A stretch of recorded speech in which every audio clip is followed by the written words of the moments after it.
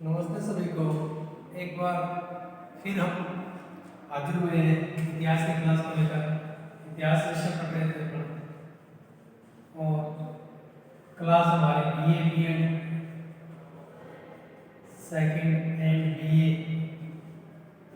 First, ठीक है। और अपन पढ़ रहे थे प्रथम विश्व युद्ध। क्या पढ़ रहे थे? प्रथम विश्व युद्ध की पृष्ठभूमि। यानी इससे पहले हमने जो पढ़ा था वो पढ़ा था प्रथम विश्व युद्ध। और प्रथम विश्व युद्ध के अपन पढ़ रहे थे कारण। क्या पढ़ रहे थे? कारण। कारण हमने दो पढ़ लिए थे। पहला कारण हमने पढ़ा था अंतरराष्ट्रवाद का उदय, दूसरा पढ़ा था इंग्लैंड और जर्मनी के मध्य प्रतिस्पर्धा। अब अपन पढ़ेंगे तीसरा कारण। तीसरा कारण है जर्मनी व फ्रांस के मध्य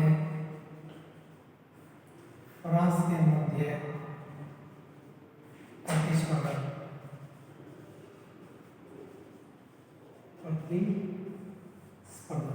ठीक है, वही चीज देखो। नंबर फ्रांस के एंगल से अपन देखें तो फ्रांस क्या था? विकसित राष्ट्र। विकसित राष्ट्र, ठीक है। फ्रांस निरंकुश, यानी फ्रांस की सत्ता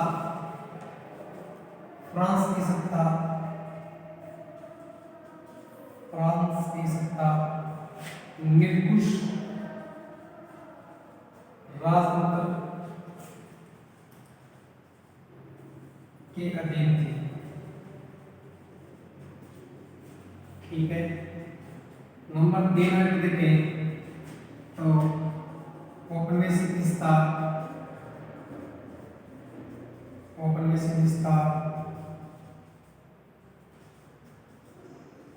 वाला राष्ट्र, ठीक है।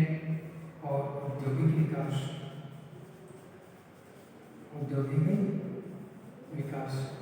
इधर देखिए,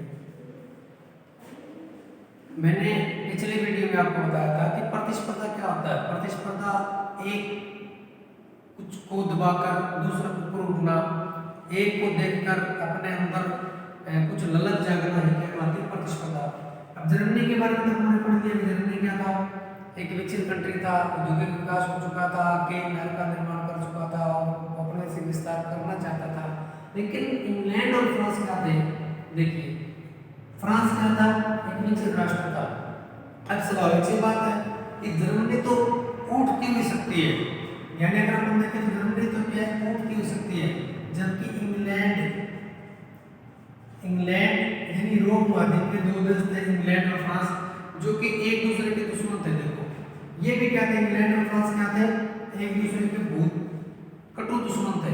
कटु दुश्मन होने का अर्थ क्या होगा कि इंग्लैंड भी अपना उपनिवेश विस्तार कर रहा था और फ्रांस भी अपना उपनिवेश विस्तार कर रहा था। भारत में देखा होगा आपने, भारत में जब इंग्लैंड आया तो उसके पीछे पीछे फ्रांस आ गया। चीन गया इंग्लैंड, उसके पीछे पीछे फ्रांस चला गया। वियतनाम गया, उसके पीछे पीछे चला गया। तो इन दोनों के मध्य इंग्लैंड जहाँ जाता उसके पीछे फ्रांस चला जाता, ठीक है। तो इन दोनों के मध्य क्या थी? कटुता थी। अब जर्मनी क्या है? जर्मनी उठती हुई शक्ति है। इसका प्रादुर्भाव अब हुआ है। जब ये इसका प्रादुर्भाव हुआ है ना, तो ये भी क्या करेगा? अपने प्रतिस्पर्धा को अंजाम देगा, प्रतिस्पर्धा करेगा। और स्वाभाविक सी बात है, प्रतिस्पर्धा करेगा तो क्या होगा? दुश्मन भी हो गया। तो आपको पता है कि आप अपनी गली में रहते हैं, आपकी गली में रहते हैं, इसका मतलब आपके दुश्मन आपकी गली में ही मिलेंगे। अगर आप आउट ऑफ सोसाइटी, गांव से बाहर रहते हैं, तो आपके गांव के भी दुश्मन मिलेंगे, बाहर के भी दुश्मन मिलेंगे, ठीक है। अब जर्मनी है, जर्मनी एक देश है और वो अपना यूरोप महाद्वीप में अपना स्थायित्व जमाए हुए थे, उसका कोई दुश्मन नहीं हुआ।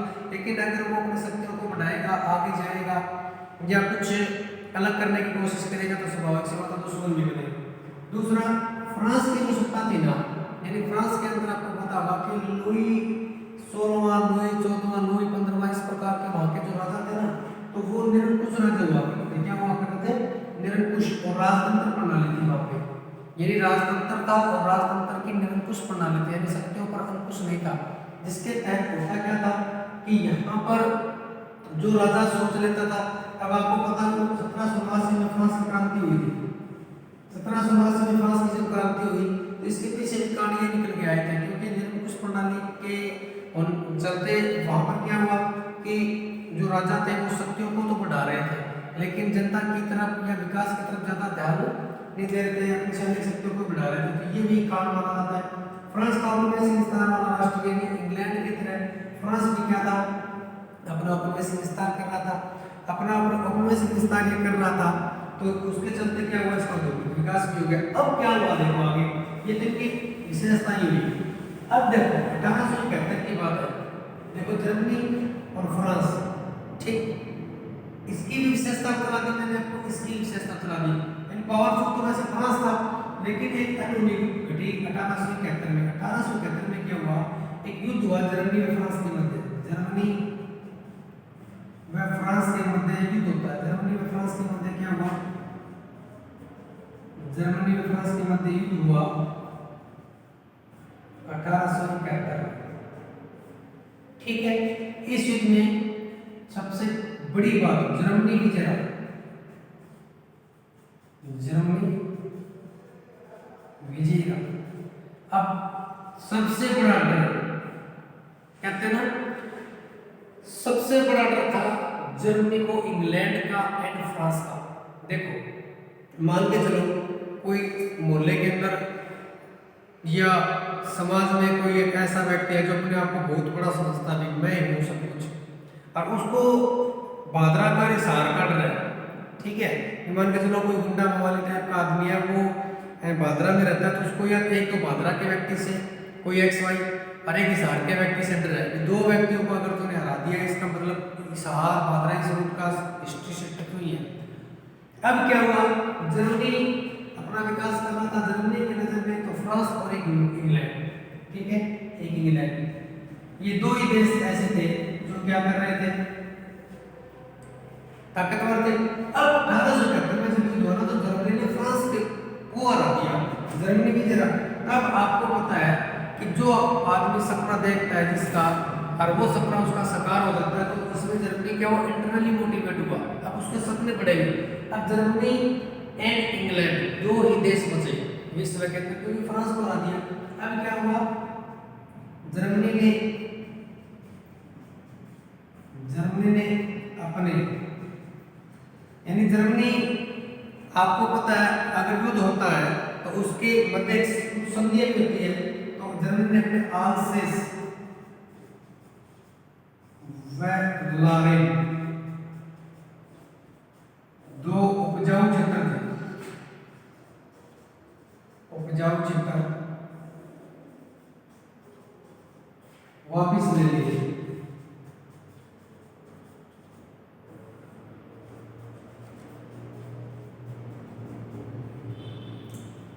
ठीक, बहुत बड़ी हार हुई थी इसमें फ्रांस की। जर्मनी ने क्या कर दिया, इनके मध्य प्रतिस्पर्धा, जर्मनी उठती हुई शक्ति, जबकि फ्रांस तो अपने आप में बहुत शक्तिशाली था, निरंकुश राजा था, राजा की सत्ता थी, ठीक है, बहुत सारे देश उसके उपनिवेश थे, ठीक है। जर्मनी ने क्या किया, जैसे ही फ्रांस को हराया तो पहले जर्मनी के दो क्षेत्र अल्सेस व लारेन किसके अधीन थे, फ्रांस के।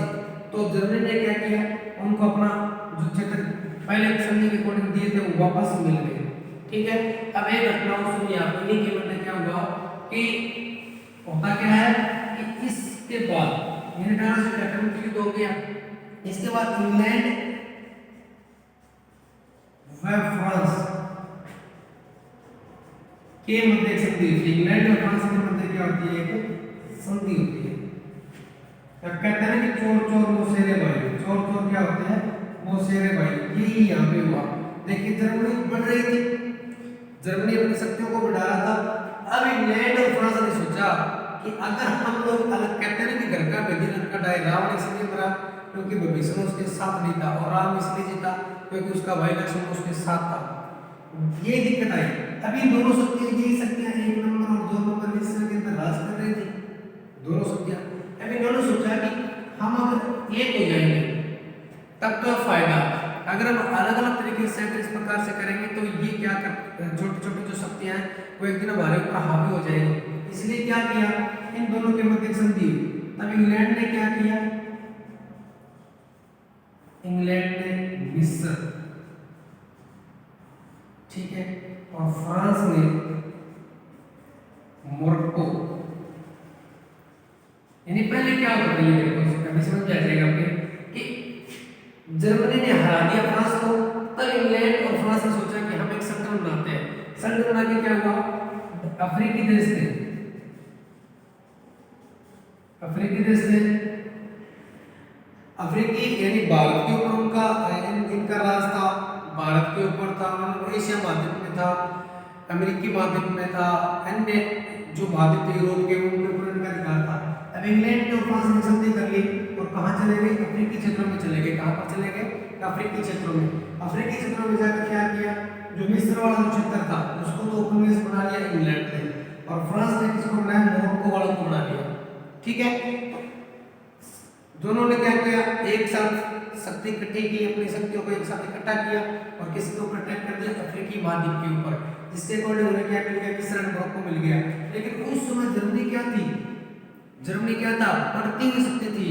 युद्ध का कारण तो यही है ना, इंग्लैंड और फ्रांस क्या करेंगे, जब दोनों मिलकर अफ्रीका को हरा सकते हैं, क्या दोनों मिलकर जर्मनी को नहीं हरा सकते, हराएंगे, आगे हराएंगे। ठीक है, क्योंकि जर्मनी को अपने आप में बहुत ईगो हो रहा था। जर्मनी, अब जर्मनी ने क्या कर दिया, जब इंग्लैंड और फ्रांस दोनों मिल भी गए ना, तो जर्मनी ने फिर यहाँ पर इनको दोनों को पूछा कि आपने मुझे इस युद्ध में शामिल क्यों नहीं किया। देखिए, जो जर्मनी जिसकी कभी हिम्मत नहीं होती थी बोलने की इनके सामने, उस जर्मनी ने इन दोनों को चैलेंज दे दी, चेतावनी दे दी कि आपने मुझे त्रिगुट में शामिल क्यों नहीं किया, यानी त्रिगुट में जर्मनी को शामिल नहीं किया, जर्मनी को शामिल नहीं किया, शामिल नहीं किया जर्मनी को। अब आप खुद समझदार हो कि फ्रांस को हरा दिया था जर्मनी ने। ठीक है, जब जर्मनी ने फ्रांस को हरा दिया तो सर्वशक्ति शक्ति के रूप में तो जर्मनी होना चाहिए था। अरे जैसे देखो पुराने जमाने में क्या होता था, वही देखो, जैसे मान के चलो ये बहादुरा है, ठीक है, और बहादुरा के ऊपर एक्स नाम का राजा राज करता है। ठीक है, और ये है हिसार, हिसार के अंदर वही नाम का राजा राज करता है। ठीक है, अब अगर हिसार के राजा ने बहादुरा के राजा को हरा दिया ना, तो ये एक्स के राजा का राजा बन जाएगा और बहादुरा के ऊपर किसका अधिकार हो जाएगा, वाई राजा का। ठीक है, तो अब होना तो चाहिए था कि जर्मनी को शामिल करना चाहिए था त्रिगुट में, लेकिन इंग्लैंड और फ्रांस ने मिलकर क्या किया, अफ्रीकी महाद्वीप के ऊपर अधिकार कर लिया, मिस्र मोरक्को को अपना क्या बना लिया, अपना उपनिवेश बना लिया। अब स्वाभाविक सी बात है, जर्मनी ने क्या किया, मोरक्को को अपने सैनिक सेंटर दे दिया, यानी जर्मनी ने कहा कि मोरक्को के ऊपर दबाव बनाया, मोरक्को के ऊपर क्या बनाया, दबाव बनाया, दबाव बनाया और कहा कि आप इंग्लैंड के विरुद्ध लड़ो, फ्रांस के विरुद्ध लड़ो। यानी स्वाभाविक सी बात है, जर्मनी किसके पास गया, मोरक्को के पास, मोरक्को के पास जाकर उस पर दबाव बनाया कि आप लोग जन संघर्ष करो। जब मैं छोटा सा राष्ट्र हूँ और मैं फ्रांस को हरा सकता तो क्या आप नहीं हरा सकते। इस प्रकार का जब दबाव बनाया गया, दबाव बनाने पर क्या हुआ, फिर इन दोनों को विवश होकर, इन दोनों को मजबूर होकर त्रिकूट में शामिल करना पड़ा जर्मनी को, और जर्मनी को क्या दिया गया, कांगो वाला क्षेत्र दिया गया। जर्मनी को कौन सा क्षेत्र दिया गया, कांगो वाला क्षेत्र दिया गया। क्या दिया गया, कांगो वाला। ठीक है, तो ये पॉइंट आपको समझ में आ गया होगा, जर्मनी में फ्रांस के मध्य प्रतिस्पर्धा समझ में आया।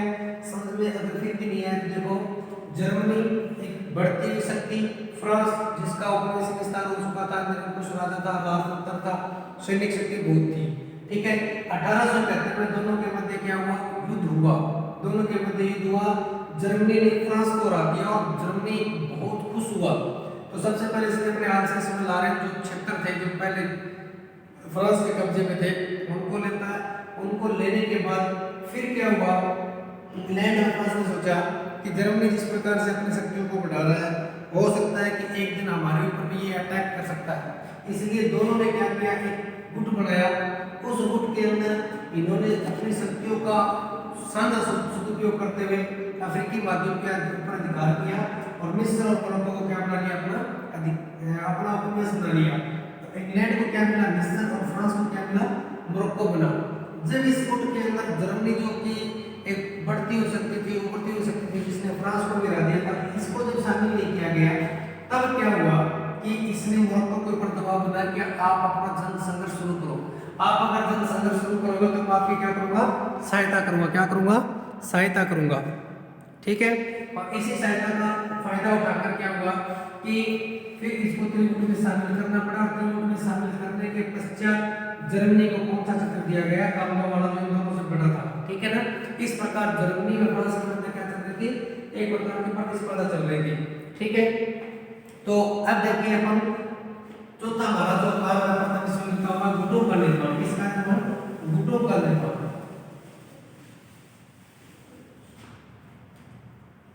चार नंबर कार्य है गुटों का निर्माण।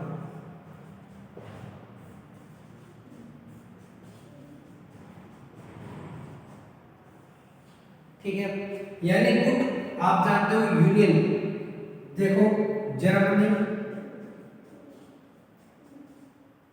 ठीक है, और उसके बाद जापान, इटली, ये जो देश थे ये अपने आप में क्या बन रहे थे, उस समय बढ़ती हुई शक्तियों के रूप में थे। यानी जापान तो रूस को भी रहेगा आगे।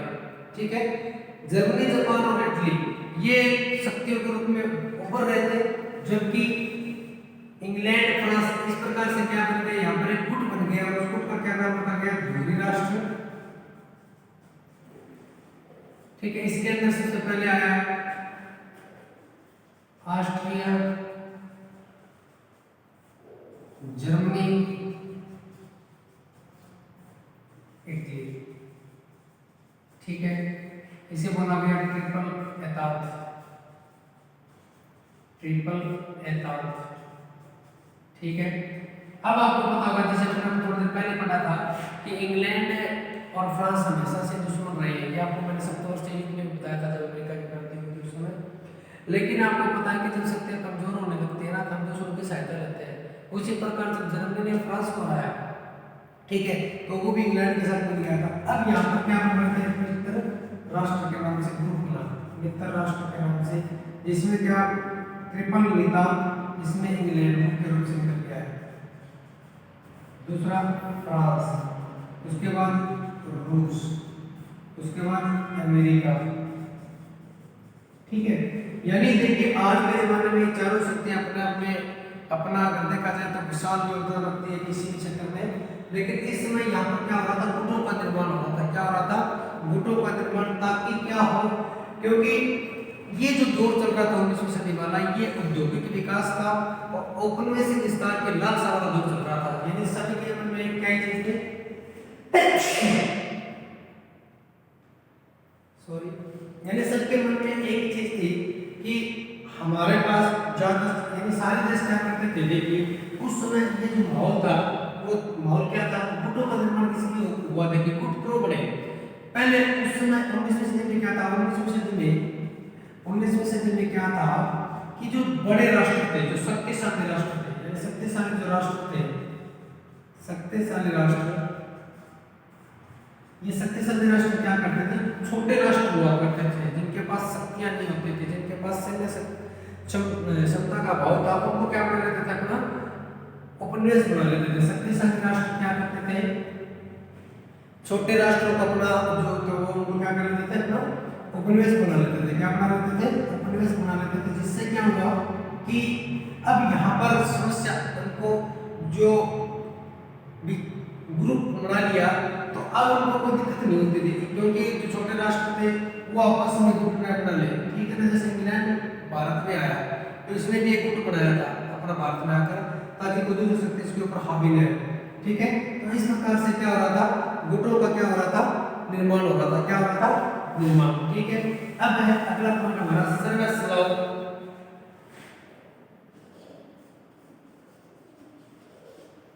सर्वसलाव व बाल्कन विरोध, बाल्कन विरोध। ये टॉपिक आपको थोड़ा ढंग से समझना, आपको समझ में आएगा, आपको समझ में नहीं आएगा तो ढंग से देखो। देखो सबसे पहले देखिए ये रूस है, ठीक है, उत्तर, दक्षिण, पूर्व, पश्चिम। ठीक है, ये रूस का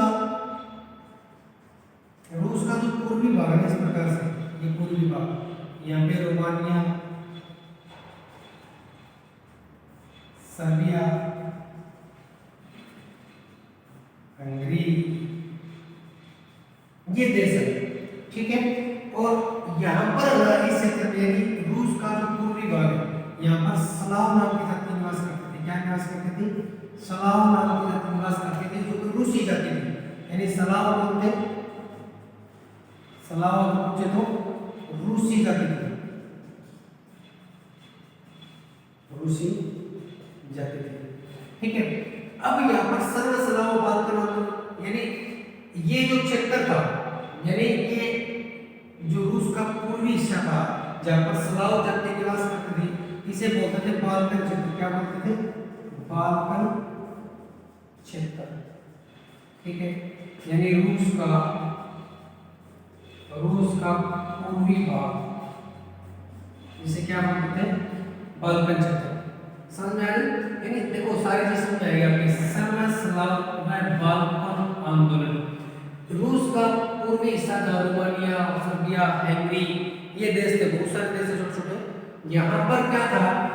यूनानी, यहाँ पर क्या था? ये स्लाव नाम की जाति रहती थी, स्लाव जो कि रूसी जाति थी। अब क्या हुआ कि इस बाल्कन क्षेत्र पर ऑटोमन साम्राज्य का अधिकार था। किसका अधिकार था? ऑटोमन साम्राज्य का अधिकार था। ऑटोमन साम्राज्य आप जानेंगे होंगे, ऑटोमन साम्राज्य जानते ना, इस्लाम धर्म का प्रचार प्रसार के लिए जो अरब से चले थे, और वो अरब से चलते चलते कहाँ पर आ गए थे? भारत, पूरे विश्व में घूमे थे ये लोग, ठीक है, यहाँ तक आ गए। तो ऑटोमन साम्राज्य का अधिकार था, लेकिन यहाँ तक आते आते इस समय ऑटोमन साम्राज्य की स्थिति क्या हो चुकी थी? आर्थिक स्थिति खराब हो चुकी थी। यानी ऑटोमन साम्राज्य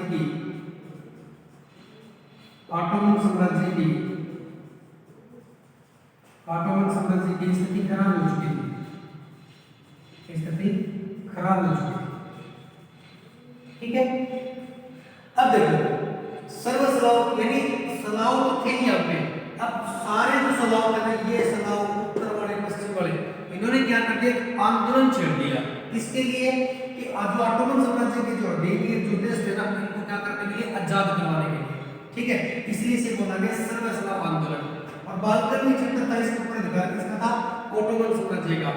उस समय ऑटोमन साम्राज्य की स्थिति क्या हो चुकी थी? बहुत खराब हो चुकी थी। इसीलिए यहाँ पर एक आंदोलन छिड़ा, एक जन संघर्ष शुरू हुआ उसके अंदर, इसे बोला गया सर्व स्लाव बाल्कन आंदोलन।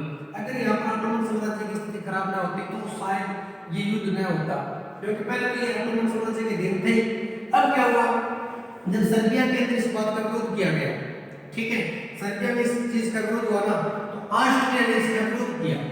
देखो ऑस्ट्रिया ने क्या किया? इसका ऑस्ट्रिया ने इसका विरोध किया। अब मैं फसाने की जरूरी है बस, और कुछ नहीं है,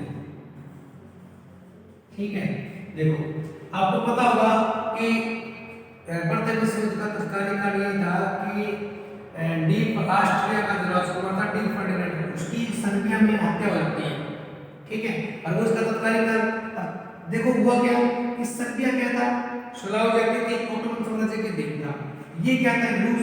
रूस के लोग सर्बिया को क्या करवाना चाहते थे? ऑटोमन साम्राज्य से आजाद करवाना चाहते थे, जबकि ऑस्ट्रिया को ये बात गवारा लगी। ऑस्ट्रिया का भी ऐसा नहीं होना चाहिए। अब ऑस्ट्रिया में सर्बिया के मध्य क्या हो जाएगा? युद्ध हो जाएगा। और ऑस्ट्रिया क्या करेगा? सर्बिया के जो कैपिटल बेलग्रेड, इसके ऊपर क्या करेगा? आक्रमण करेगा। देखो समझ में आएगा? यानी रूस की स्लाव जाति इन स्लाव को ऑटोमन साम्राज्य से क्या करवाने के लिए? आजाद करवाने के लिए एक सर्व स्लाव आंदोलन छेड़ती है। ये क्षेत्र क्या कहलाता था? बाल्कन क्षेत्र, ठीक है। किसके दिन था? ऑटोमन साम्राज्य के। जब सर्बिया के अंदर आंदोलन हुआ इन मतलब दुर्गों को हटाने के लिए, तो इस बात को दोबारा किसने समझा? ऑस्ट्रिया ने। इसलिए ऐसा नहीं होना चाहिए, ऐसा नहीं होना चाहिए। तो ऑस्ट्रिया क्या करेगा? सर्बिया की राजधानी बेलग्रेड के ऊपर क्या करेगा? आक्रमण करेगा। जब आक्रमण करेगा तो इस बात का पता किसको चलेगा? रूस को चलेगा। रूस को इस बात का पता चलेगा तो रूस क्या करेगा? इसका विरोध करेगा। क्या करेगा? विरोध करेगा। समझ में आई नहीं बड़ी बात? यानी सर्व स्लाव बाल्कन आंदोलन। अगर ये टॉपिक आपके समझ में आ गया तो प्रथम विश्व युद्ध की बुखार में सर हो गई, क्या हो गई, और कुछ नहीं है इसमें। अगर एक टॉपिक समझ में आ गया, क्योंकि अब क्या हुआ, इनका समझौता करवाने के लिए एक सभा में सर्बिया डी फर्डिनेंड यहाँ पे आएगा, और जैसे ही आएगा इसकी क्या करते जाएंगे, हत्या करते जाएंगे। हत्या करते ही ऑस्ट्रिया, हंगरी और जर्मनी ये एक हो जाएंगे। जैसे एक हो गए तो दूरी बन जाएगी, दूरी राष्ट्र बन जाएगा, और जैसे मित्र राष्ट्र बन जाएगा। मित्र और दूरी राष्ट्रों के मध्य 4 वर्ष 3 माह 11 दिन तक एक युद्ध चलेगा, और जिसका नाम क्या रखा जाएगा, प्रथम विश्व युद्ध। ठीक है, आज के लिए इतना ही, बाकी पढ़ेंगे अपन नेक्स्ट वीडियो में। धन्यवाद।